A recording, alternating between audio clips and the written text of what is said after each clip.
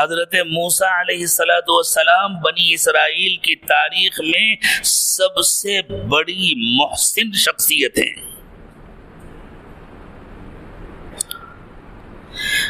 بنی اسرائیل کو مصر سے اور مصری حکمرانوں کی غلامی سے نجات دلانے والے ہیں سیدنا موسیٰ علیہ السلام. اسرائیل نام ہے حضرت یعقوب علیہ السلام کا. بنو اسرائیل حضرت یعقوب کی اولاد کو کہتے ہیں. حضرت یعقوب کے چھوٹے بیٹے تھے حضرت یوسف، چھوٹے سے بڑے، سب سے چھوٹے تو بنیامین تھے. یوسف اور بنیامین کے علاوہ 10 بیٹے اور تھے. یہ جو حضرت یعقوب علیہ السلام کے 12 بیٹے ہیں، انہی کی اولادیں بنی اسرائیل کے 12 خاندان ہیں. حضرت یعقوب علیہ السلام فلسطین میں رہتے تھے. حضرت یعقوب حضرت ابراہیم علیہ السلام کے پوتے تھے. حضرت یعقوب کے والد حضرت اسحاق بھی فلسطین میں پیدا ہوئے تھے، اور حضرت اسحاق کے والد حضرت ابراہیم علیہ السلام عراق میں پیدا ہوئے تھے. وہ عراق سے ہجرت کر کے فلسطین تشریف لائے تھے. حضرت اسماعیل علیہ السلام بھی فلسطین میں پیدا ہوئے تھے. پھر اللہ تعالیٰ کے حکم پر حضرت ابراہیم نے حضرت اسماعیل اور ان کی والدہ حضرت ہاجرہ کو لے جا کر اس مقام پر چھوڑ دیا تھا جہاں آج مکہ مکرمہ آباد ہے. اس وقت وہاں کوئی آبادی نہیں تھی. اس طرح حضرت ابراہیم علیہ السلام کے خاندان کی ایک شاخ مکے میں آباد ہو گئی. اور جب حضرت اسماعیل علیہ السلام کو ذبح کرنے کا واقعہ پیش آیا تو اللہ تعالیٰ نے حضرت ابراہیم کو انعام دیا کہ ابراہیم تمہارا ایک بیٹا تھا، تم نے ہمارا اشارہ پایا تو ہمارے نام پر اسے ذبح کرنے کو تیار ہو گئے. ہم اس کی جان نہیں لینا چاہتے، ہم تو اس کو زندہ رکھنا چاہتے ہیں اور اس کے ذریعے دنیا کو نئی زندگی دینا چاہتے ہیں. ہم تو اس کے گھرانے میں، ہم تو اس کی اولاد میں اپنے آخری پیغمبر محمد رسول اللہ صلی اللہ علیہ وسلم کو پیدا کریں گے. لیکن تمہارا ایک بیٹا تھا، تم اسے قربان کرنے کو تیار ہو گئے. ہمارا انعام یہ ہے کہ تمہارا یہ بیٹا بھی زندہ رہے گا اور ہم تم کو ایک بیٹا اور دیں گے. اس کو بھی نبی بنائیں گے، اس کو بھی نبی بنائیں گے. اس کی اولاد بھی پھلے پھولے گی، اس کی اولاد بھی پھلے پھولے گی. وہ دوسرے بیٹے جن کی خوشخبری دی گئی ذبح کے موقع پر وہ ہیں حضرت اسحاق علیہ السلام. حضرت اسحاق کے صاحبزادے حضرت یعقوب بھی فلسطین میں پیدا ہوئے. فلسطین کا ایک گاؤں تھا کنعان. پتہ نہیں اب اس نام کا کوئی گاؤں یا کوئی شہر ہے فلسطین میں یا نہیں، میرے ذہن میں نہیں ہے. اسرائیل کا نقشہ تلاش کیا جائے، فلسطین کا نقشہ تلاش کیا جائے تو کچھ پتہ چل سکتا ہے. حضرت یوسف علیہ السلام اللہ تعالیٰ کے ایک تکوینی فیصلے کے مطابق مصر پہنچ گئے تھے. بھائیوں کے دل میں حسد پیدا ہوا اور پھر بھائیوں نے کنویں میں ڈالا اور ایک تجارتی قافلے نے نکالا اور لے جا کر کے مصر میں فروخت کیا اور پھر مصر کے وزیر اعظم کے گھر میں رہے. پھر جب جوان ہوئے تو اس کی بیوی کی نیت خراب ہو گئی اور اس نے حضرت یوسف علیہ السلام کو گناہ کے راستے پر ڈالنا چاہا. حضرت یوسف پاک دامن اور عفیف تھے، وہ گناہ سے بچے تو اس عورت کو بڑا غصہ آیا اور دوسرے با اثر گھرانوں کی عورتیں بھی اس کے ساتھ شامل ہو گئیں اور سب نے مل کر کے حضرت یوسف کو مجبور کیا اور دھمکی دی کہ اگر تم نے ہمارا کہنا نہیں مانا تو ہم زندگی بھر کے لیے تم کو جیل میں ڈلوا دیں گے، تمہاری زندگی جیل میں سڑ کر گزر جائے گی. اور حضرت یوسف علیہ السلام نے اللہ تعالیٰ سے دعا مانگی، رب السجن احب الی مما يدعوننی الی. اللہ، یہ عورتیں مجھ سے جو گناہ کرانا چاہتی ہیں اس کے مقابلے میں مجھے جیل میں جانا اور اپنی ساری زندگی جیل میں گزار دینا زیادہ پسند ہے. اللہ مجھے جیل ہی بھجوا دیجیے تاکہ روز روز کا یہ دباؤ تو ختم ہو. اللہ نے اپنی حکمت کے مطابق جیل بھیجوا دیا. ایک لمبی مدت جیل میں گزارنے کے بعد پھر اللہ تعالیٰ کی حکمت کے مطابق حضرت یوسف علیہ السلام جیل سے نکلے تو اس شان سے نکلے کہ بادشاہ نے ان کو اپنا مشیر خاص بنایا، وزیر خزانہ بنایا، وزیر اعظم بنایا اور اس بادشاہ کے انتقال کے بعد اللہ نے حضرت یوسف کو مصر کا بادشاہ بنا دیا. جس زمانے میں حضرت یوسف علیہ السلام مصر کے وزیر اعظم ہو چکے تھے، اس زمانے میں حضرت یوسف نے اپنے پورے خاندان کو مصر بلوا لیا. میں صرف اشارہ کر رہا ہوں، میں واقعی کی تفصیل میں نہیں جا سکتا۔ اس طرح بنی اسرائیل مصر آ گئے، حضرت یوسف علیہ السلام بادشاہ ہوئے، اور بعد میں ان کے گھرانے میں، ان کی نسل میں، ان کی اولاد میں ایک طویل عرصے تک حکومت چلتی رہی۔ یہ لوگ مصر کے حکمراں تھے، لیکن آہستہ آہستہ ان کے اندر بگاڑ آیا۔ پہلے یہ دلوں پر حکومت کرتے تھے، پھر دلوں سے ان کی حکومت ختم ہوئی، صرف جسموں پر حکومت بچی۔ پھر ان کے اندر اتنا بگاڑ آیا، اتنی مادہ پرستی آئی، اتنی دنیا کی محبت دل میں بڑھ گئی کہ وہی لوگ جو ان سے محبت کرتے تھے اور ان کے اشاروں پر اپنی جان قربان کرنے کو تیار ہوتے تھے، وہ ان سے نفرت کرنے لگے، اور آہستہ آہستہ مصر میں خطرناک عوامی انقلاب آیا، ایک قومی انقلاب آیا مصر میں، اور مصر والوں نے حکومت پر قبضہ کر لیا، اپنی حکومت بنائی اور بنی اسرائیل کو غلام بنا دیا۔ ماضی قریب میں دیکھنا چاہیں تو وہی ہوا جو ہمارے ساتھ ہندوستان میں ہوا۔ یہاں بھی تو ہمیں طویل عرصے تک حکومت ملی تھی نا، لیکن ہم نے اس حکومت کے ذریعے کیا کیا؟ دسترخوان سجائے، اچھے اچھے کھانے پکائے۔ آج بھی ماشاءاللہ آپ کے کھانے ساری دنیا میں مشہور ہیں، دلی والوں کے کھانے، لکھنؤ والوں کے کھانے، حیدرآباد والوں کے کھانے۔ ساری ترقی ہماری دسترخوان پر ہوئی، عمارتوں پر ہوئی، مسجدیں شاندار بنی۔ جتنی توجہ مسجد بنانے پر لگی، اتنی توجہ نمازی بنانے پر نہیں لگی۔ جتنی توجہ عمارتیں بنانے پر خرچ ہوئی، اتنی توجہ انسان بنانے پر نہیں صرف ہوئی۔ دلوں میں دنیا کی محبت آ گئی، خزانے بھرے جانے لگے، پھر حالات بدل گئے۔ یہ سب کے ساتھ ہوا ہے بھائی، جو آپ کے بڑے تھے وہی ہمارے بھی بڑے تھے، جو آپ کے آبا و اجداد تھے وہی ہمارے بھی آبا و اجداد تھے۔ اس لیے یہ طنز کی باتیں نہیں ہے، یہ حقیقتیں ہیں۔ یہی ہوا تھا مصر میں بنی اسرائیل کے ساتھ۔ قوموں کے ساتھ یہی ہوتا ہے، قوموں کے عروج زوال کی کہانی اسی طرح ہوتی ہے۔ پھر وہ بدترین غلام بنا لیے گئے، جیسے اب ملک میں ہم کو بنانے کی کوششیں ہو رہی ہیں۔ بدترین غلام بنا دیے گئے۔ ان کی عورتیں گھروں میں کام کرتی تھیں، مصر والوں کے گھروں کی صفائی کرتی تھی، بستروں کی چادریں بدلتی تھی، اور بہت بہت بند لفظوں میں اگر میں کہوں تو خود بھی چادریں بنتی تھیں۔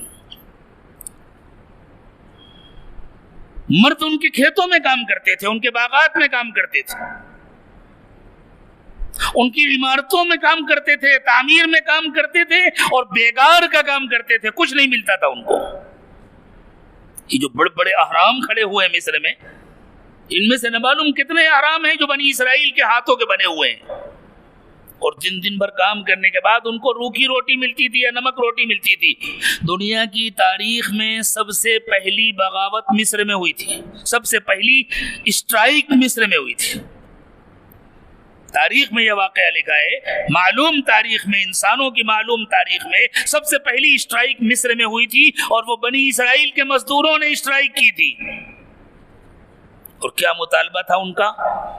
ہم دن بھر کام کرتے ہیں، صرف نمک روٹی نہیں کھائیں گے، ہمیں روٹی کے ساتھ پیاز بھی دی جائے۔ بس اتنا ہی مطالبہ تھا۔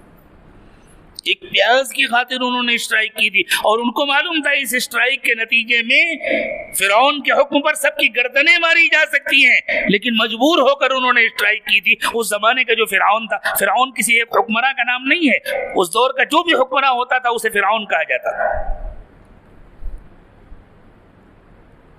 یہ ایسی ہے جیسے آپ کے صوبے کا چیف منسٹر کسی آدمی کا نام تو نہیں ہے نا، جو اس کرسی پہ بیٹھتا ہے وہ چیف منسٹر ہوتا ہے۔ ہمارے ملک کا پرائم منسٹر کسی ایک آدمی کا نام نہیں ہے، جو اس عہدے پر پہنچتا ہے وہ پرائم منسٹر ہوتا ہے۔ اسی طرح فرعون کسی ایک انسان کا نام نہیں ہوتا تھا، جو اس کرسی پر بیٹھتا تھا وہ فرعون ہوتا تھا۔ تو جب فرعون کو پتا چلا کام رک گیا ہے، مزدوروں نے اسٹرائک کر دیا، کیوں کر دیا؟ مطلب ان کا مطالبہ یہ ہے کہ صرف نمک روٹی نہیں کھائیں گے، پیاز بھی دی جائے ساتھ میں، یعنی روٹی کے ساتھ نمک اور پیاز دی جائے تو کام کریں گے۔ تو فرعون نے کہا ٹھیک ہے، دی جائے پیاز۔ یہ بڑی مہربانی ہوئی تھی ان کے ساتھ۔ یہ بڑا احسان کیا تھا حکومت نے کہ اب ان مزدوروں کو روٹی کے ساتھ نمک کے علاوہ پیاز بھی دی جائے. بے انتہا ذلت کی زندگی گزار رہے تھے. آخر اللہ تعالیٰ کو پیار آیا. تھے تو بہرحال مسلمان، بگڑ گئے تھے لیکن تھے تو مسلمان. وہی تھے زمین پر اللہ کا نام لینے والے. انہی میں سے کچھ لوگ تھے زمین پر اللہ کی عبادت کرنے والے، چھپ چھپ کر کرنے والے. آزادی کے ساتھ تو ان کو عبادت کرنے کا بھی موقع نہیں تھا، عبادت کرنے کی بھی اجازت نہیں تھی. کچھ لوگ تھے ان میں جو چھپ چھپ کر اللہ کا نام لیتے تھے، اللہ کی عبادت کرتے تھے. اللہ تعالیٰ فرماتے ہیں وَنُرِيدُ أَن نَّمُنَّ عَلَى الَّذِينَ اسْتُضْعِفُوا فِي الْأَرْضِ. پھر ہم نے یہ فیصلہ کیا کہ اب ہم کمزوروں پر احسان کریں گے. وَنَجْعَلَهُمْ أَئِمَّةً، ہم ان کو لیڈرشپ دیں گے. وَنَجْعَلَهُمُ الْوَارِثِينَ، ہم ان کو زمین کا وارث بنائیں گے، ہم ان کو اقتدار دیں گے، ہم ان کو حکومت دیں گے. اور جب اللہ تعالیٰ نے یہ فیصلہ فرمایا تو سیدنا موسیٰ علیہ السلام کو پیدا کیا. حضرت موسیٰ علیہ السلام جب جوان ہوئے، پہلے تو اللہ تعالیٰ نے بچپن سے جوانی تک ان کو رکھا فرعون کے محل میں، تاکہ حکمرانوں کی ہیبت دل سے نکل جائے اور حکمرانوں کی ساری اندر کی کمزوریاں انہیں معلوم ہو جائیں. یہ بھی حضرت موسیٰ کی تربیت کا ایک حصہ تھا. اور پھر تربیت کا دوسرا حصہ تھا جس کی خاطر اللہ تعالیٰ نے حضرت موسیٰ علیہ السلام کو مدین بھیجا. وہاں ایک بزرگ کے گھر میں رہ کر کے 8 یا 10 سال اللہ تعالیٰ نے تربیت کرائی. وہ بزرگ کون ہیں؟ عام طور سے مشہور ہے کہ وہ حضرت شعیب علیہ السلام ہیں، لیکن قرآن نے ان کا نام نہیں لیا. مفسرین کا اس میں اختلاف ہے کہ وہ حضرت شعیب ہیں یا کوئی اور بزرگ تھے، اللہ بہتر جانے.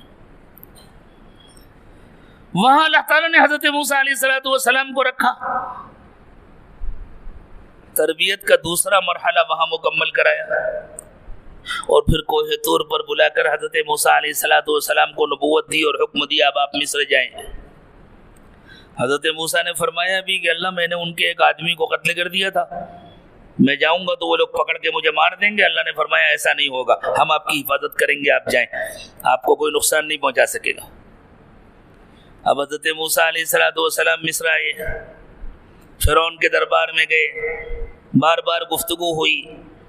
فرعون نے مختلف سوالات کیے، ڈرایا، دھمکایا، حتیٰ کہ جادوگروں کو بلایا، مقابلہ کرایا. یہ سب کچھ ہوا اور بنی اسرائیل کے لیے حضرت موسیٰ علیہ السلام ایک امید کا چراغ بن گئے. ایک شخص تھا بنی اسرائیل میں، اس کا نام تھا قارون. قارون کا نام سنتے ہی ذہنوں میں آتا ہے بہت بڑا کافر تھا اپنے زمانے کا. اللہ نے اسے کیسی خطرناک سزا دی، دھسا دیا، تو وہ تھوڑی مسلمان رہا ہوگا. قارون اس زمانے کا مسلمان تھا اور حضرت موسیٰ علیہ السلام کا چچا زاد بھائی تھا.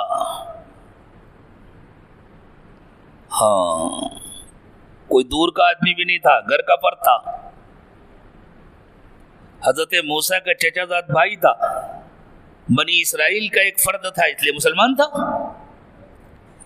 لیکن سودی کاروبار کرتا تھا اور حکمرانوں سے دوستی رکھتا تھا. ایک طرف اپنی قوم کا ہمدرد بنا رہتا تھا، دوسری طرف حکمرانوں سے دوستی رکھتا تھا. یعنی دونوں طرف سوراخ بنا رکھے تھے. نفق، ہاں، بار بار نفق کا تصور کرنا پڑے گا. اور غریبوں کو چوس چوس کر کے خوب دولت جمع کی تھی. اتنی دولت جمع کر لی تھی اس نے کہ اللہ کا بیان ہے وَآتَيْنَاهُ مِنَ الْكُنُوزِ مَا إِنَّ مَفَاتِحَهُ لَتَنُوءُ بِالْعُصْبَةِ أُولِي الْقُوَّةِ. اس کے پاس اتنے خزانے تھے کہ ان خزانوں کی چابی لے کر چلنے میں طاقتور نوجوانوں کی پوری ایک جماعت تھک جاتی تھی. اب پہلے زمانے میں جو دولت رکھی جاتی تھی وہ بکسوں میں رکھی جاتی تھی، بینک تو ہوتے نہیں تھے. ایک کارڈ جیب میں پڑا ہوا ہے، اربوں خربوں کی دولت ہے، بس مشین میں ڈالا اور نکال لیا. تو بکسوں میں رکھی جاتی تھی. دولت سونے چاندی کی شکل میں ہوتی تھی، سامان کی شکل میں ہوتی تھی. پھر حفاظت کے لیے بکسوں میں تالے لگائے جاتے تھے اور ان تالوں کی چابیاں ہوتی تھی. ہر تالے کی الگ الگ چابی ہوتی تھی. تو اس کے تالوں کی چابیاں اتنی ہوتی تھیں کہ جب وہ اپنا خزانہ لے کر کہیں چلے تو ان چابیوں کو اٹھانے کے لیے نوجوانوں کی ایک طاقتور جماعت کی ضرورت پڑتی تھی اور وہ سب تھک جاتے تھے. سوچیں جب چابیاں اتنی بھاری تو تالے کتنے، اور تالے اتنے تو بکسے کتنے، اور ان بکسوں کے اندر دولت کتنی. مسلمان بھی تھا، حضرت موسیٰ علیہ السلام کا سگا رشتہ دار تھا، لیکن حضرت موسیٰ تو اللہ کے نبی تھے نا. حضرت موسیٰ علیہ السلام نے اس کو سمجھایا کہ دیکھو اللہ نے تم کو اتنی دولت دی ہے تو خزانے کا سانپ بن کر مت بیٹھو، اس دولت سے اپنی آخرت بناؤ. دیکھو اپنے قرب و جوار میں کتنی بیوائیں ہیں، کتنے یتیم ہیں، کتنے غریب ہیں، کتنے بیمار ہیں، کتنے پریشان حال ہیں. یہ دولت ان پر خرچ کرو اور اپنی آخرت بناؤ، اپنے لیے جنت بناؤ. تو اس کو لگا کہ بھائی موسیٰ تو میرا سارا مال ختم کرا دیں گے. چلے حضرت موسیٰ علیہ السلام نے اس کو سمجھایا، نہیں مانتا تھا، اس کو اس کے حال پہ چھوڑ دیا. لیکن اب اس کو یہ پریشانی ہوئی کہ اگر دھیرے دھیرے حضرت موسیٰ کی مقبولیت اسی طرح بڑھتی گئی اور سب لوگوں نے حضرت موسیٰ کا کہنا مان لیا تو میں تو قوم سے الگ تھلگ ہو جاؤں گا، میرا تو سوشل بائیکاٹ ہو جائے گا، گویا میری تو کوئی عزت نہیں کرے گا. اس لیے کہ اس قسم کے لوگ جو ہوتے ہیں ان کو صرف پیسہ تھوڑی چاہیے، ان کو سماج میں عزت بھی چاہیے، ان کے نام کے نعرے بھی لگنے چاہیے. ہاں الیکشن ہو تو ان کو ووٹ بھی ملنا چاہیے، ہر جگہ انہی کا تذکرہ ہونا چاہیے، ہر جگہ انہی کا نام ہونا چاہیے. تو اس نے ایک سازش کی کہ حضرت موسیٰ علیہ السلام کو بدنام کرے، اس لیے کہ وہ کھلم کھلا حضرت موسیٰ کی مخالفت نہیں کر سکتا تھا، اور حضرت موسیٰ کسی جامع مسجد کے امام نہیں تھے کہ وہ چیف ٹرسٹی بن کر کے حضرت موسیٰ کو نکلوا دیتا. قوم کے سب سے بڑے محسن تھے حضرت موسیٰ، اس لیے وہ کھل کر سامنے آ کر حضرت موسیٰ علیہ السلام کی مخالفت کرنے کی پوزیشن میں نہیں تھا. اس موقع پر مفسرین نے ایک واقعہ لکھا ہے کہ اس نے ایک چال چلی، پیسے والا آدمی تھا نا، اس نے ایک بازاری عورت کو تیار کیا جس کے گھر میں چند دن پہلے ایک بیٹا پیدا ہوا تھا. اس نے کہا تم ایک کام کرنا، جب حضرت موسیٰ علیہ السلام کھڑے ہو کر قوم کو نصیحت کر رہے ہوں، واعظ فرما رہے ہوں، درس دے رہے ہو، تو تم بچے کو لے کر آنا اور کہنا موسیٰ یہ تمہارا بچہ ہے، اس کا خرچ کون دے گا؟ یہ تمہارا بیٹا ہے، اس کی ذمہ داری کون قبول کرے گا؟ اور اس نے اپنے کچھ بندے چاروں طرف سیٹ کر دیے کہ وہ چاروں طرف سے اچانک سوال کریں گے پیسے کی بنیاد پر. ہاں موسیٰ بتلاؤ، پہلے اس کا جواب دو، ہمیں نصیحت بعد میں کرنا. اچھا موسیٰ اب ہم سمجھ گئے، بڑی بڑی باتیں کرتے ہو، بڑی نصیحتیں کرتے ہو، کہتے ہو مجھے اللہ نے بھیجا ہے، ہمیں منع کرتے ہو کہ گناہ نہ کرو، ہمیں چھوٹے چھوٹے گناہوں سے منع کرتے ہو، اور اندر اندر یہ ہے تمہارے کارنامے. یہ سیٹنگ کی اس نے، جیسے کرکٹ کے میدان میں فیلڈنگ سیٹ کی جاتی ہے نا، اس طرح اس نے باقاعدہ فیلڈنگ سیٹ کی. ادھر سے یہ بولے گا، ادھر سے یہ بولے گا، ادھر سے یہ بولے گا. سوچو آج بھی یہ سب کچھ ہوتا ہے یا نہیں ہوتا؟ ہاں، ایک پیغام بھیجے گا، دوسرا اس پر پسندیدگی کا اظہار کرے گا، تیسرا اس پر کمنٹ کرے گا، اور بیچارے عوام سمجھیں گے کہ یہ سب کچھ فطری طور پر ہو رہا ہے، حالانکہ وہ سب سیٹنگ کے ساتھ ہوتا ہے. ہوتا ہے یا نہیں ہوتا؟ وہی ہوتا ہے جو بنی اسرائیل میں ہوا تھا. تو اس نے باقاعدہ بندے سیٹ کیے. اس عورت کو ایک بڑی رقم کی آفر کی گئی، تم کو اتنے پیسے دیں. وہ تو بازاری عورت تھی، بے حیا عورت تھی، اسے اتنی بڑی رقم ملنے والی تھی، وہ تیار ہو گئی. اور اسے پتا تھا قارون کا کہنا مانوں گی پیسے ملیں گے. موسیٰ کی طرف سے بولوں گی کیا ملے گا؟ یہ تو کہیں گے روزہ رکھو، گناہوں سے بچو، صبر کرو، دن میں روزہ رکھو، رات میں عبادت کرو، اور کیا سکھائیں گے؟ تو میرے گھر میں چولہا تھوڑی جلے گا، میرے بچے تھوڑی پل پائیں گے۔ یہی خیالات آتے ہیں اس زمانے میں۔ پوری تیاری ہو گئی، حضرت موسیٰ علیہ السلام درس دے رہے ہیں، لوگ پوری توجہ سے سن رہے ہیں۔ حضرت موسیٰ کلیم اللہ، حضرت موسیٰ کی اللہ سے ڈائریکٹ گفتگو ہوا کرتی تھی۔ یہ خصوصیت اور یہ امتیاز جماعت انبیاء میں بھی زمین پر رہتے ہوئے حضرت موسیٰ کے علاوہ کسی کو حاصل نہیں تھی۔ رسول اللہ صلی اللہ علیہ وسلم نے اللہ تعالیٰ سے ڈائریکٹ گفتگو کی ہے، لیکن عرش پر جا کر، وہ تو سب سے بلند مقام ہے، اس مقام تک کوئی نہیں پہنچ سکتا، لیکن زمین پر رہتے ہوئے ڈائریکٹ حضرت موسیٰ کو اللہ کی آواز سنائی دیتی تھی، اور حضرت موسیٰ اللہ سے بات کیا کرتے تھے۔ باقی انبیاء کرام علیہ السلام کے پاس یا تو فرشتہ پیغام لے کر آتا تھا، یا ان کے دل میں اللہ تعالیٰ کوئی بات القاء فرما دیتے تھے۔ لیکن جیسے کسی سے کال پر بات کریں، فون پر بات کریں، اس طرح صرف حضرت موسیٰ کی بات ہوتی تھی اللہ سے، اور کسی کی بات نہیں ہوتی تھی۔ اسی لیے اللہ تعالیٰ نے جب انبیاء کرام علیہ السلام کا تذکرہ کیا تو خاص طور سے حضرت موسیٰ کے بارے میں فرمایا وَكَلَّمَ اللَّهُ مُوسَىٰ تَكْلِيمًا، موسیٰ کی شان تو الگ ہے، موسیٰ سے تو اللہ نے ڈائریکٹ گفتگو کی تھی۔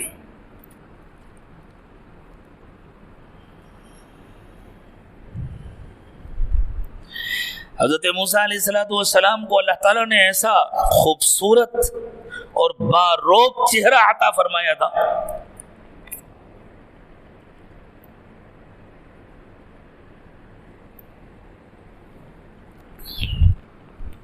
کہ کسی کی نظر نہیں ٹکتی تھی حضرت موسیٰ کے چہرے پر، اور خاص طور سے جب حضرت موسیٰ نے اللہ تعالیٰ سے درخواست کی تھی رب ارینی انظر الیک، اللہ اتنے دن سے باتیں ہوتی ہیں، ایک مرتبہ اپنا چہرہ بھی دکھا دیجئے۔ جب کسی سے بات ہوتی ہے تو دیکھنے کا دل چاہتا ہے، ہاں اسی لیے واٹس ایپ پر، فیس بک پر جب کچھ دن کسی سے بات ہوتی ہے تو پھر اگلا مطالبہ ہوتا ہے اب ذرا ایک فوٹو بھیج دو۔ گناہ کے دروازے اسی طرح کھلتے ہیں نا، جب کسی سے بات ہوتی ہے تو اس کو دیکھنے کا دل چاہتا ہے۔ اس لیے بچوں، اللہ کی نافرمانی سے بچنا ہے اور گناہوں سے بچنا ہے تو نامحرم سے بات بھی مت کرو۔ تم سے کوئی بات کرنے کی کوشش کرے اس کو بلاک کرو، بچو، بھاگو۔ گناہ کو زہریلے سانپ سے زیادہ اپنے لیے خطرناک سمجھو۔ اللہ سب کی جوانیوں کی حفاظت فرمائے۔ بات ہوتی ہے تو دیکھنے کا دل چاہتا ہے۔ حضرت موسیٰ کی اللہ سے بات ہوتی تھی تو حضرت موسیٰ نے درخواست کی ربی ارینی انظر الیک، اللہ اب تو آپ کو دیکھنے کا دل چاہتا ہے۔ اللہ نے فرمایا ہاں، لیکن ہم نے دنیا میں انسانی آنکھ کو اتنی طاقت نہیں دی ہے کہ وہ ہمیں دیکھ سکے۔ خوب یاد رکھو، دنیا میں اللہ نے انسانی آنکھ کو اتنی طاقت نہیں دی ہے کہ وہ آنکھ اللہ کو دیکھ سکے۔ جنت میں اللہ جنتی آنکھوں کو اتنی طاقت دیں گے کہ وہ اللہ کو دیکھ سکیں۔ اس لیے یہ جو اللہ تعالیٰ نے فرمایا نا کہ تم مجھے نہیں دیکھ سکتے، یہ قانون دنیا کے لیے ہے، جنت کے لیے نہیں ہے۔ اور رسول اکرم صلی اللہ علیہ وسلم نے معراج کی شب میں اللہ کو دیکھا ہے یا نہیں دیکھا، اس میں دو روایتیں، اور دونوں طرف محقق علماء ہیں، اور دونوں طرف بعض صحابہ کرام ہیں۔ بعض کا خیال یہ کہ حضور نے نہیں دیکھا، ہو سکتا ہے نہ دیکھا ہو، اور بعض کا خیال یہ کہ نہیں حضور نے دیکھا ہے۔ ہمارے اکابر کا رجحان اسی طرف ہے کہ حضور نے دیکھا ہے، اور اس میں حضرات کہتے کہ اللہ تعالیٰ نے حضرت موسیٰ سے کہا تھا کہ نہیں دیکھ سکتے، اللہ نے حضرت موسیٰ سے جو کہا تھا وہ زمین کا قانون ہے، اور رسول اللہ صلی اللہ علیہ وسلم نے اگر دیکھا ہے تو زمین پر نہیں دیکھا، عرش پر دیکھا ہے۔ زمین کا قانون الگ ہے، اوپر کا قانون الگ ہے، ورنہ عام قانون کے مطابق تو کوئی انسان خود سے سفر کر کے آسمان پر بھی نہیں جا سکتا۔ اللہ تعالیٰ نے اپنے نبی صلی اللہ علیہ وسلم کو آسمان پر بلایا، اس لیے اللہ تعالیٰ نے حضرت موسیٰ علیہ السلام کو جو جواب دیا تھا اس کا اطلاق محمد رسول اللہ صلی اللہ علیہ وسلم پر نہیں ہوتا۔ تو اللہ تعالیٰ نے حضرت موسیٰ علیہ السلام سے فرمایا کہ اچھا ایک کام کریں آپ، میں سامنے والے پہاڑ پر اپنی تجلی ڈالتا ہوں، آپ اسے دیکھیں، اگر وہ پہاڑ اپنی جگہ باقی رہ گیا تو شاید آپ مجھے دیکھ سکیں۔ فلما تجلی ربہ للجبل، جب اللہ نے پہاڑ پر تجلی ڈالی، جعلہ دکا، تو وہ پورا پہاڑ چور چور ہو گیا، پھٹ گیا۔ وخر موسیٰ صعقا، اور حضرت موسیٰ علیہ السلام بے ہوش ہو کر گر گئے۔ اس واقعے کے بعد حضرت موسیٰ علیہ السلام کے چہرے کا یہ حال ہو گیا تھا کہ کوئی حضرت موسیٰ کا چہرہ نظر بھر کے نہیں دیکھ سکتا تھا، کسی آنکھ کی میں یہ تاب نہیں تھی کہ وہ حضرت موسیٰ علیہ السلام کے چہرے کو نظر بھر کے دیکھ سکے۔ اور چونکہ حضرت موسیٰ علیہ السلام کی اللہ تعالیٰ سے بات چیت ہوتی تھی، حضرت موسیٰ کلیم اللہ تھے، تو اس کا نتیجہ یہ تھا کہ حضرت موسیٰ علیہ السلام جب نصیحت فرماتے تھے، جب درس دیتے تھے، جب وعظ فرماتے تھے، تو آپ کا ایک ایک لفظ دلوں میں اترتا تھا اور دلوں کی دنیا بدلتا تھا۔ اسی سے تو گھبراہٹ تھی قارون کو۔ تو حضرت موسیٰ علیہ السلام درس دے رہے تھے، پورا مجمع ہماتن گوش ہو کر حضرت موسیٰ علیہ السلام کا بیان سن رہا تھا۔ اچانک وہ فاحشہ عورت آئی اور اس نے آ کر کے بچے کو اٹھا کر کے کہا، موسیٰ یہ تمہارا بیٹا ہے۔ سب جانتے تھے کہ بازاری عورت ہے، اس کا بیٹا ہوگا تو کسی نہ کسی کے گناہ کا نتیجہ ہوگا، یہ کسی کی منکوحہ نہیں ہے، یہ کسی کی بیوی نہیں ہے۔ اور اس نے آ کر کے کہا، موسیٰ یہ تمہارا بیٹا ہے، میں اس کا کیا کروں، سنبھالو اپنی ذمہ داری۔ اس سے پہلے کہ حضرت موسیٰ علیہ السلام سمجھتے کہ کیا کہہ رہی ہے، اچانک وہ جو قارون کی سیٹنگ تھی، ادھر سے ادھر سے کئی آوازیں اٹھائیں، بتلاؤ موسیٰ بتلاؤ، اس کا جواب دو۔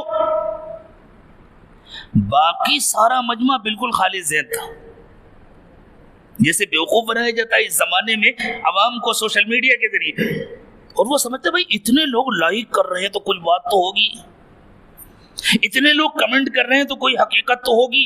تو باقی مجمع کچھ سوچتا، حضرت موسیٰ علیہ السلام کو جلال آ گیا، اس نے کہا ادھر لاؤ بچے کو۔ وہ عورت بھی گھبرا گئی، لے کر کے آگے بڑھی۔ حضرت موسیٰ علیہ السلام نے اس بچے سے کہا بتا تیرا باپ کون ہے؟ تو بچے نے فوراً بتا دیا میرا باپ فلاں ہے۔ ساری سازش ختم ہو گئی، ہوا نکل گئی سازش کی۔ یہ ایک روایت ہے۔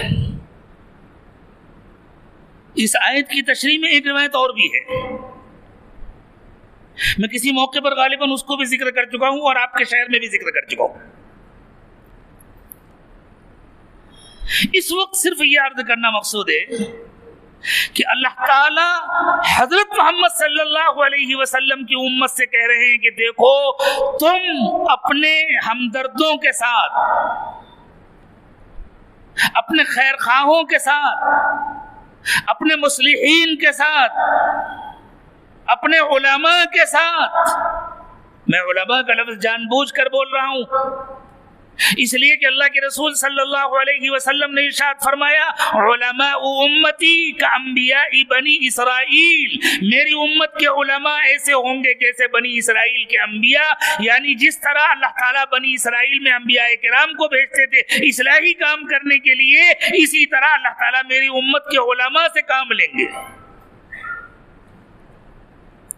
جو نبی صلی اللہ علیہ وسلم کے نقش قدم پر چلیں گے، جو حق پر عمل کریں گے اور حق کو پیش کریں گے، ان سے اللہ تعالیٰ وہ کام لیں گے جو اللہ نے بنی اسرائیل میں مبعوث ہونے والے انبیاء کرام علیہ السلام سے کام لیا۔ اس لیے کہ حضرت محمد صلی اللہ علیہ وسلم خاتم النبیین ہے، کوئی نبی تو آئے گا نہیں، اب حضور والا کام علماء کریں گے۔ تو اللہ تعالیٰ فرما رہے ہیں حضرت محمد صلی اللہ علیہ وسلم کی امت سے کہ دیکھو تم اپنے علماء کے ساتھ ایسی سازشیں مت کرنا، ایسے کام مت کرنا جو بنی اسرائیل نے حضرت موسیٰ علیہ السلام کے ساتھ کیا تھا۔ یا ایھا الذین آمنوا لا تکونوا کالذین آذوا موسیٰ، اے ایمان والو ان لوگوں کی طرح مت ہو جانا جنہوں نے حضرت موسیٰ کو ستایا تھا، جنہوں نے حضرت موسیٰ کو تکلیف پہنچائی تھی۔ اور اس قوم نے حضرت موسیٰ کو ایک مرتبہ تھوڑی ستایا تھا، قدم قدم پر ستاتے تھے۔ حضرت موسیٰ کو اپنا لیڈر ماننے پر تو مجبور تھے یہ، اور مانتے کس کو؟ اور کسی کی ہمت ہی نہیں تھی ان حالات میں کہ وہ قوم کا لیڈر بن سکے۔ حضرت موسیٰ علیہ السلام کے ذریعے تو پوری قوم کو فرعون کے ظلم سے نجات ملی تھی، لیکن کہنا نہیں مانتے تھے۔ عجیب لوگ تھے، کہنا نہیں مانتے تھے، قدم قدم پر نافرمانی کرتے تھے۔ اللہ تعالیٰ نے حضرت موسیٰ علیہ السلام کو تورات دینے کے لیے کوہ طور پر بلایا،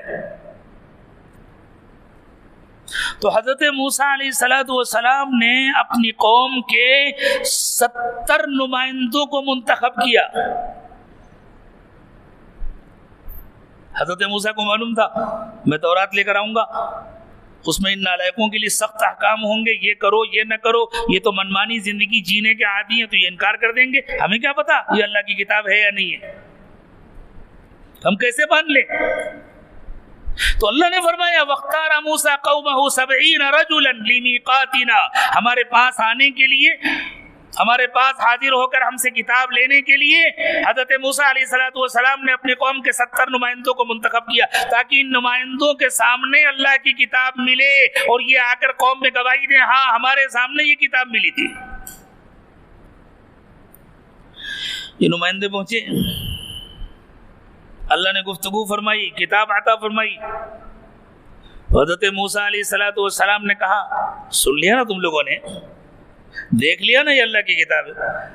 انہوں نے کہا موسیٰ کیا پتا، تم نے کچھ سیٹنگ ویٹنگ کر رکھی ہوگی، کچھ اسپیکر لگا رکھے ہوں گے، ہاں کچھ ساؤنڈ سسٹم ہوگا یہاں، تم کہہ رہے ہو یہ اللہ کی آواز ہے، تم کہہ رہے ہو یہ اللہ کی کتاب ہے، ہم نے تو دیکھا نہیں اللہ کہاں ہے۔ اس قوم کے نمائندے کہہ رہے ہیں جس قوم کو فرعون کے ظلم سے نجات ملی ہے حضرت موسیٰ علیہ السلام کے ذریعے، اور جس قوم نے اپنی آنکھوں سے فرعون کی لاش دیکھی، انہوں نے تو کہا تھا ہم مان ہی نہیں سکتے فرعون اور مر جائے، ہو ہی نہیں سکتا، ان کا گویا تصور یہ ہو گیا تھا فرعون تو کبھی مرے گا ہی نہیں۔ جب سمندر نے لاش نکال کر باہر پھینک دی اور حضرت موسیٰ علیہ السلام نے کہا دیکھ لو پہچان لو یہ فرعون پڑا ہے، تب جا کر ان لوگوں نے مانا تھا۔ اس قوم کے نمائندے کہہ رہے ہیں موسیٰ ہم تو نہیں مانیں گے جب تک ہم اللہ کو اپنی آنکھوں سے نہیں دیکھ لیں گے، اس وقت تک ہم تمہاری باتیں نہیں مانیں گے۔ وَإِذْ قُلْتُمْ يَا مُوسَىٰ، یہ قرآن کے بیانات ہیں، وَإِذْ قُلْتُمْ يَا مُوسَىٰ لَن نُّؤْمِنَ لَكَ حَتَّىٰ نَرَى اللَّهَ جَهْرَةً، اے موسیٰ جب تک ہم اپنے سر کی آنکھوں سے اللہ کو نہیں دیکھ لیں گے ہم تمہاری بات نہیں مانیں گے۔ کیا گزری ہوگی حضرت موسیٰ علیہ السلام کے دل پر، کتنے نالائق ہیں، کیسے سمجھایا جائے ان کو؟ اب دنیا میں رہتے ہوئے تو کوئی اللہ کو دیکھ نہیں سکتا، اور انہوں نے کہا تھا جب تک اللہ کو دیکھ نہیں لیں گے مانیں گے نہیں۔ اللہ کو غصہ آیا، سب کی جان نکال لی، حضرت موسیٰ اکیلے کھڑے، 70 لاشیں سامنے پڑی۔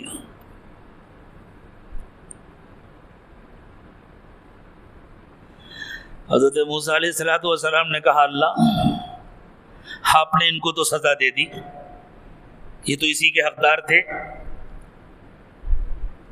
لیکن اب میں واپس کیسے جاؤں گا؟ قوم کہے کہ اچھا موسیٰ یہ ہمارے لیڈر تھے، یہ ہمارے خاندان کے بڑے لوگ تھے جن کے سامنے تمہاری چل نہیں پاتی تھی، اس لیے کہیں لے جا کر تم نے ان سب کو مروا دیا تاکہ تم اکیلے لیڈرشپ لے لو، اکیلے ہمارے لیڈر بن جاؤ۔ تو اللہ میں قوم کو کیا جواب دوں گا؟ یہ قوم کے نمائندے ہیں، اس لیے مہربانی فرما دیجئے۔ ادھر یہ ہوا کہ جب موت آ گئی، جان نکل گئی اور روحوں کو اللہ کے سامنے پیش کیا گیا اور وہاں دیکھ لیا انہوں نے اللہ کو، کانپ رہے ہیں، ڈر رہے، اب کیا ہوگا؟ اللہ نے جانے واپس کر دیا، اب جو کھڑے ہوئے تو تھر تھر کانپ رہے ہیں۔ حضرت موسیٰ علیہ السلام نے کہا دیکھ لیا نا؟ ہاں موسیٰ دیکھ لیا، چلیں واپس؟ ہاں چلو۔ دیکھنے کے بعد بھی انہوں نے کیا کیا؟ اب حضرت موسیٰ علیہ السلام واپس آئے تو یہاں تو دوسرا تماشا تھا، سامری نے بچڑا بنایا ہوا تھا، لوگ پرستش کر رہے تھے، حضرت موسیٰ علیہ السلام کو سخت غصہ آیا. خیر جو ہونا تھا وہ ہوا، جن کو سزا ملنی تھی ان کو سزا ملی. اس کے بعد حضرت موسیٰ علیہ السلام نے پوری قوم کا اجلاس بلایا اور ان لوگوں سے کہا دیکھو یہ اللہ کی کتاب ہے، یہ تورات ہے، اللہ تعالیٰ نے حکم دیا ہے اس پر مضبوطی کے ساتھ عمل کرنا، اور یہ تمہارے نمائندے ہیں، ان سے پوچھ لو، یہ سن کر آئے ہیں اور دیکھ کر آئے ہیں. تو جب قوم نے پوچھا ہاں تم لوگ بتلاؤ کیا کہتے ہو، انہوں نے کہا ہاں بات تو صحیح ہے، ہم نے دیکھا ہے اللہ نے کتاب تو دیا ہے، لیکن یہ تھوڑی کہا تھا کہ اس پر عمل کرنا ضروری ہے، وہ تو کہا تھا کر لوگے تو اچھا ہے، جتنا ہو سکے اتنا کر لینا. تو قوم نے کہا موسیٰ ہم سے تو نہ ہو پائے گا. دیکھ کر آئے تھے نالائق اور یہ بیان دے رہے ہم سے تو نہ ہو پائے گا. اتنا مشکل تو نہیں بھائی، دین کو اتنا مشکل مت بناؤ. اول تو زبردستی لوگوں نے دین کو مشکل سمجھ لیا اور پھر الزام رکھتے ہیں یہ علماء نے دین کو مشکل بنا دیا. ارے علماء نے دین کو مشکل بنا دیا؟ علماء دین بناتے نہیں ہیں، علماء دین بتاتے ہیں. یاد رکھیے گا اس جملے کو، علماء دین بناتے نہیں ہیں، علماء دین بتاتے ہیں. دین تو اللہ نے بنایا ہے اور دین مشکل نہیں ہے، ہم گنہگاروں نے دین کو مشکل بنا لیا ہے. دین تو آسان ہے. اللہ کے رسول صلی اللہ علیہ وسلم نے فرمایا الدین یسر. یہ جملہ میرا اپنا نہیں ہے، علماء دین بناتے نہیں، علماء دین بتاتے ہیں. یہ حضرت اقدس تھانوی نور اللہ مرقدہ کا جملہ ہے. حضرت تھانوی رحمۃ اللہ علیہ نے فرمایا تھا کہ بھئی علماء کو کیوں الزام دیتے ہو، علماء دین بناتے تھوڑی ہیں، علماء تو دین بتاتے ہیں. جو اللہ کا حکم ہے وہ بتاتے ہیں، وہ تو بتاتے رہیں گے، کسی کو اچھا لگے یا برا لگے. تو قوم نے کہا کہ نہیں موسیٰ یہ تو بہت مشکل ہے، ہم تو نہیں کر پائیں گے اس پر عمل. ٹھیک ہے ہم تمہیں اللہ کے رسول مان لیتے ہیں، ہم اللہ کو ایک مان لیتے ہیں، لیکن جیسے ہم جی رہے ہیں ہمیں جینے دو، ہمیں ہماری زندگی جینے دو نا، ہر کام میں کیوں ٹانگ اڑاتے ہو تم؟ حضرت موسیٰ نے دیکھا یہ تو باز آنے کو تیار نہیں. اب کیا ہوا پتہ ہے؟ پہاڑ اٹھایا اللہ نے زمین سے پہاڑ اٹھایا اور آسمان پر لا کر لٹکا دیا، جیسے ہی آپ کا پنکھا لٹکا ہوا ہے، جیسے ہی آپ کی لائٹ لٹکی ہوئی ہے. اچھا سوچو اگر یہ لائٹ بہت وزنی ہو اور اس کا خطرہ ہو ابھی گر جائے گی تو ایک بھی آدمی نظر آئے گا؟ اگر ذرا پنکھے سے آواز آنے لگے اور ڈر لگے ابھی خدا نہ خواستہ نکل کے گر جائے گا تو گرے یا نہ گرے مسجد تو خالی ہو جائے گی. پورا پہاڑ سروں کے اوپر معلق ہے. اور حضرت موسیٰ علیہ السلام نے کہا اب دیکھو یہ پہاڑ تمہارے سر کے اوپر معلق ہے، اب بتلاؤ تورات پر عمل کرو گے یا نہیں کرو گے؟ انکار کرتے ہو تو ابھی پہاڑ نیچے آئے گا اور تمہیں پیس کر ختم کر دے گا، اور اگر مانتے ہو تو میں اللہ سے درخواست کروں گا، اللہ تعالیٰ پہاڑ کو اس کی جگہ پہنچا دیں گے. اور جب ان لوگوں نے دیکھا موت نظر آئی کہ اللہ مانتے ہم بھی کورونا دیکھ کر کے توبہ کر لیتے ہیں. ہم پر بھی جب کوئی مصیبت آتی ہے تو مسجدیں بھر جاتی ہیں، اللہ کے گھر کی طرف دوڑتے ہیں، اور جب آسانی آتی ہے تو پھر منمانی کرنے لگتے ہیں. کس کا مزاج ہے یہ؟ بنی اسرائیل کا مزاج ہے. اللہ اس مزاج سے ہمیں بچا دے، اللہ اس مزاج سے ہماری حفاظت فرمائے. تو فرمایا یا ایھا الذین آمنوا لا تکونوا کالذین آذوا موسیٰ، اے ایمان والو ان کی طرح مت بنو جنہوں نے حضرت موسیٰ کو تکلیف پہنچائی تھی. اور خوب یاد رکھو مسلمانوں، گناہ میں کروں یا تم کرو، ہمارے گناہ سے حضرت محمد صلی اللہ علیہ وسلم کا دل دکھتا ہے. ہمارے گناہ سے حضرت محمد صلی اللہ علیہ وسلم کا دل دکھتا ہے. کیوں؟ اس لیے کہ ہم سے حضرت محمد صلی اللہ علیہ وسلم کو بے پناہ محبت ہے اور ہمارا گناہ ہمیں جہنم کی طرف کھینچ کر لے جاتا ہے. رسول اللہ صلی اللہ علیہ وسلم کا دل دکھتا ہے. جو حضور کا دل دکھائے وہ مسلمان ہو سکتا ہے؟ بہت دکھا چکے دل، اب تو نیت کر لیں آج سے نہیں دکھائیں گے انشاءاللہ. ایران میں ایک بہت بڑے شاعر تھے، ان کے اشعار بہت مشہور تھے، بہت عمدہ اشعار ہوتے تھے.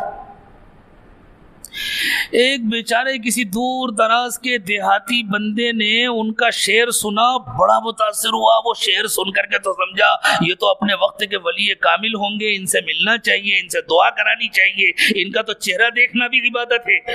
تو سفر کر کے آیا، لمبا سفر کر کے آیا.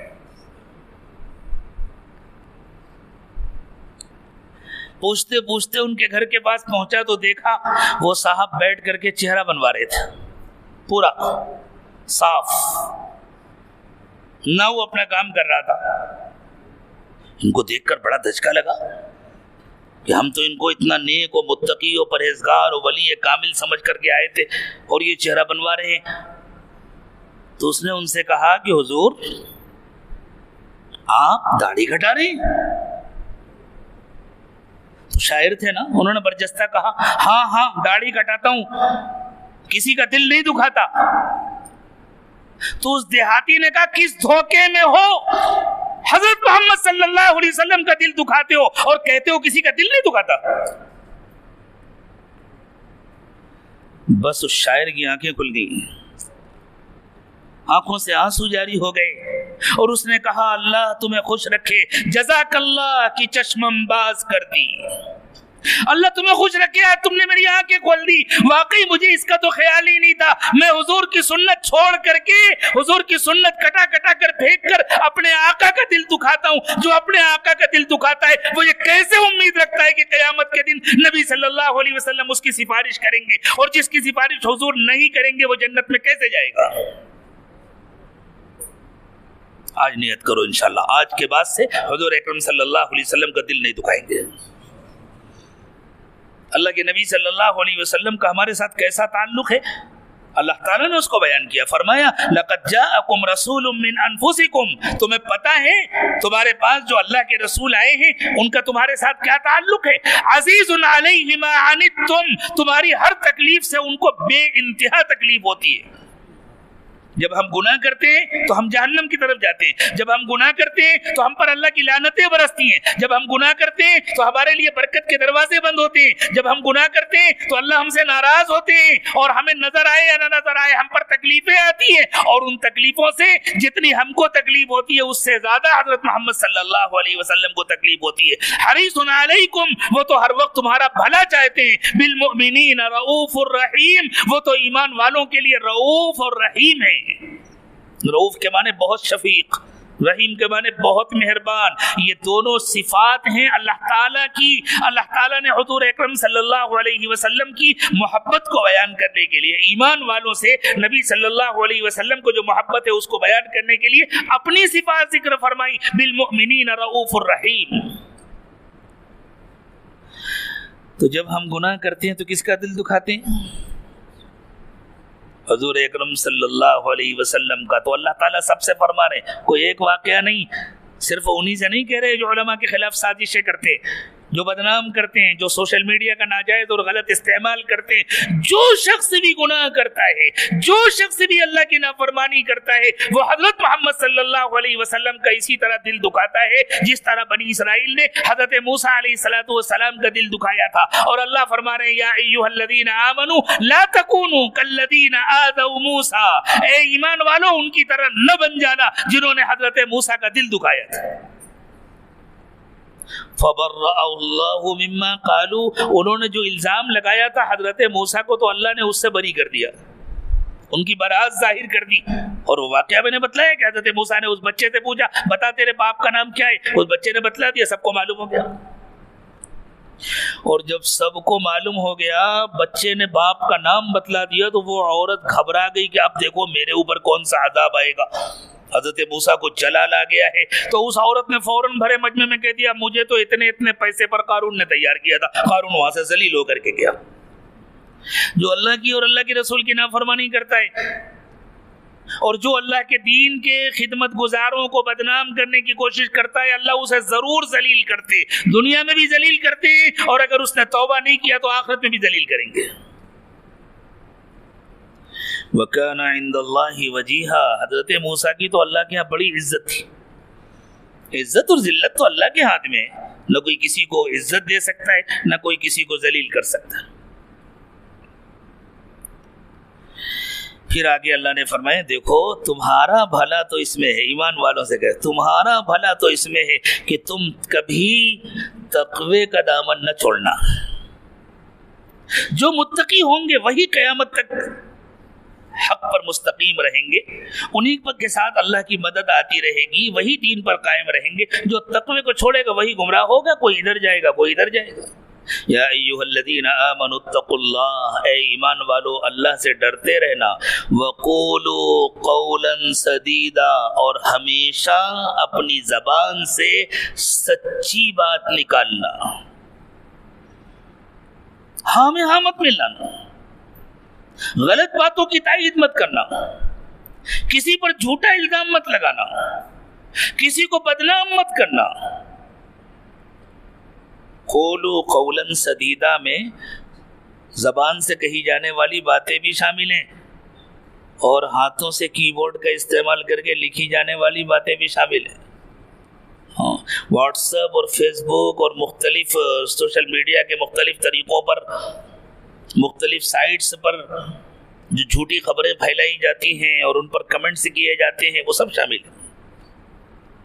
یا ایھا الذین آمنوا اتقوا اللہ، اے ایمان والو اللہ سے ڈرتے رہنا، وقولوا قولا سدیدا، اور ہمیشہ صحیح بات کہنا، یصلح لکم اعمالکم، اس کے نتیجے میں اللہ تمہارے اعمال کو درست کر دیں گے، ویغفر لکم ذنوبکم، اور اللہ تمہارے گناہوں کو معاف کر دیں گے۔ کون ہے جس سے گناہ نہیں ہوتا؟ ہم کتنے بھی نیک بن جائیں، معصوم تو نہیں ہو جائیں گے، لیکن اللہ فرماتے ہیں اگر تم تقوی اختیار کرو گے، اگر تم ہم سے ڈرتے رہو گے، اور اگر تم بچنے کی کوشش کرو گے، اور اگر تم احتیاط کرو گے، اپنی زبان کو بھی سنبھالو گے، اپنی نگاہوں کو بھی سنبھالو گے، اپنے خیالات کو بھی سنبھالو گے، اپنے طرز عمل کو بھی درست رکھو گے، اور ہر بات میں ہم سے ڈرتے رہو گے، تو اللہ تعالیٰ تمہارے اعمال کو درست کر دیں گے۔ یعنی تمہارے اعمال میں تمہاری جو نیکیاں ہیں ان میں جو کمی بیشی ہوگی اللہ اس کو دور کر دیں گے، تمہاری نیکیوں میں جو کمی بیشی ہوگی اللہ اس کو دور کر دیں گے، اور انسان ہونے کی وجہ سے تم سے جو بھول چوک ہو جائے گی، جو گناہ ہو جائیں گے، اللہ ان کو معاف کر دیں گے۔ یصلح لکم اعمالکم ویغفر لکم ذنوبکم، یہی تو دو مسائل ہیں ہمارے۔ کوئی یہ دعویٰ کر سکتا ہے میں نے عشاء کی نماز پڑھی تو بالکل پرفیکٹ پڑھی، جیسے پڑھنی چاہیے ایسے پڑھی؟ کوئی کہہ سکتا ہے؟ کتنے خیالات آئے، کتنی غفلت ہوئی۔ تو ایک طرف تو ہم اپنی نیکیوں کے بارے میں یہ دعویٰ نہیں کر سکتے کہ جیسے ہونے چاہیے ویسے ہیں، اور دوسری طرف ہم یہ نہیں کہہ سکتے کہ ہم سے کبھی گناہ نہیں ہوتا۔ ہم انسان ہیں، کمزور ہیں، کچھ نہ کچھ تو گناہ ہوتا ہی ہے، کتنا بھی بچنے کی کوشش کرے گناہ ہوگا۔ لیکن اللہ فرما رہے ہیں، بڑی مہربانی کے ساتھ فرما رہے ہیں، دیکھو تم تقوی اختیار کرو اور جتنا ہو سکے اتنا احتیاط کرو۔ دو چیزوں کے وعدے ہیں، تمہاری نیکیوں میں جو کمی بیشی ہے ان کو ہم درست کر دیں گے، ان کو ہم برابر کر دیں گے۔ یصلح لکم اعمالکم، تمہارے اعمال کو ٹھیک کر دیں گے، اور تم سے جو بھول چوک ہو جائے گی، جو گناہ ہو جائیں گے، ان کو ہم معاف کر دیں گے۔ ویغفر لکم ذنوبکم، تمہارے گناہوں کو ہم معاف کریں گے۔ ومن یطع اللہ ورسولہ فقد فاز فوزا عظیما، جو اللہ اور اس کے رسول کا کہنا مانتا ہے اسے بڑی کامیابی مل جاتی۔ قاری صاحب نے تو پوری آیتیں پڑھی تھی، میں نے جان بوجھ کر کے یہیں تک تلاوت کی تھی، مجھے اندازہ تھا اتنی ہی آیتوں پر گفتگو پوری ہو جائے تو بڑی بات ہے، اس لیے بہت دیر ہو گئی ہے، بہت سارے تقاضے آپ کے ساتھ بھی لگے ہیں، اور بہت سارے تقاضے آپ کے اس مہمان کے ساتھ بھی ہیں۔ آپ یقیناً تھک گئے ہوں گے، لیکن آپ کا مہمان کتنا تھکا ہے اس کا آپ کو اندازہ نہیں ہوگا۔ جتنی باتیں عرض کی گئی ہیں اللہ تعالیٰ ان سب کو مفید بنا دے، ہمارے دلوں میں اتار دے، اور ہم صرف سن کر نہ چلے جائیں، آج فیصلہ کر کے اٹھے۔ ایک فیصلہ تو یہ کر لیں، آج کے بعد سے جان بوجھ کر اپنے آقا حضرت محمد صلی اللہ علیہ وسلم کا دل نہیں دکھائیں گے۔ گناہ کرنے سے، کوئی بھی گناہ ہو، ظاہر کا ہو، باطن کا ہو، مجمع میں ہو، تنہائی میں ہو، کوئی بھی گناہ جب بندہ کرتا ہے اللہ تعالیٰ کی طرف سے حضور اکرم صلی اللہ علیہ وسلم کو اس کی اطلاع دی جاتی ہے۔ عالم الغیب اللہ کے سوا کوئی نہیں ہے، خود بخود کوئی نہیں جانتا، لیکن اللہ جس کو جو چاہے بتلا دے۔ بھئی جیسے ابھی امریکہ میں کوئی واقعہ ہوا تو یہاں حیدرآباد میں بیٹھ کے ہمیں نہیں معلوم نا، لیکن کوئی وہاں سے ریکارڈ کر کے ہمیں سینڈ کر دے تو ہمیں معلوم ہو جائے گا نا۔ اسی طرح عالم الغیب اللہ کے سوا کوئی نہیں ہے، لیکن اللہ اپنے جس بندے کو جو چاہے بتلا دے، تو اللہ تعالیٰ حضور اکرم صلی اللہ علیہ وسلم کو امت کے اعمال کی اطلاع پہنچاتے ہیں، اور جو نیکی کرتا ہے حضور اکرم صلی اللہ علیہ وسلم کا اس سے دل خوش ہوتا ہے، اور جو گناہ کرتا ہے حضور کا دل دکھتا ہے۔ اللہ ہمیں اپنے نبی کا دل خوش کرنے والا بنائے۔ آج سے ہم نیت کریں انشاءاللہ ہم جان بوجھ کر اپنے نبی کا دل نہیں دکھائیں گے۔